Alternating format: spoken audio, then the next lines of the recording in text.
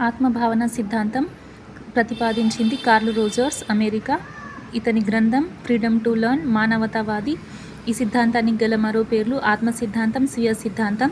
వ్యక్తి అవసరాలే వ్యక్తి గమనంను నిర్ధారిస్తాయని, దానివల్లనే ఆత్మ సాక్షాత్కారం కలుగుతుందనేది ఈ సిద్ధాంతం యొక్క ముఖ్య భావన.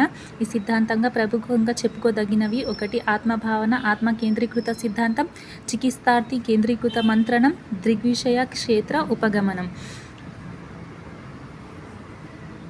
రోజర్స్ ప్రకారం ఆత్మభావన 2 రకాలు: వాస్తవిక ఆత్మభావన, ఆదర్శాత్మక ఆత్మభావన. తను ఎలా ఉన్నాడో తెలిపేదే వాస్తవిక ఆత్మభావన, తను ఎలా ఉండదలుచుకున్నాడో తెలిపేదే ఆదర్శాత్మక భావన.